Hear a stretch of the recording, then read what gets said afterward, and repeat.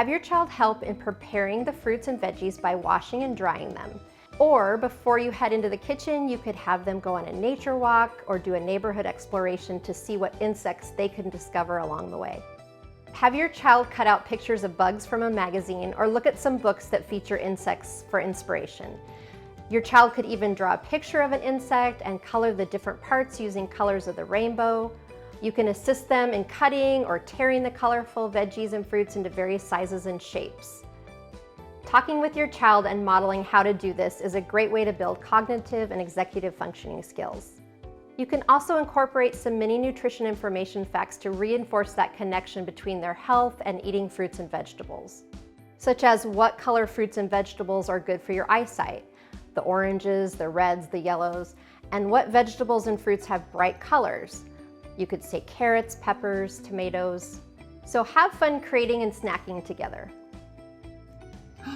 What's that? Strawberry. What color is it? Red. Good job. Does this look like a caterpillar? No. A snake? No. What sound does the snake make? Snake. Good job.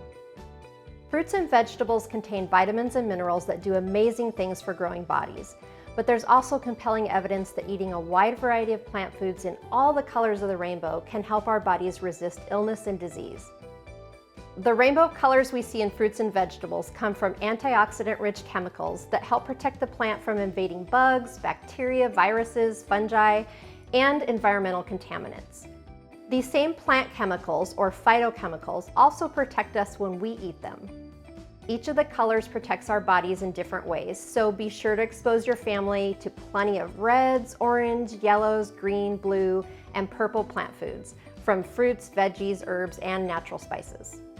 Click below to get the recipe instructions and the card and shopping list so you'll have everything you need to try this recipe at home.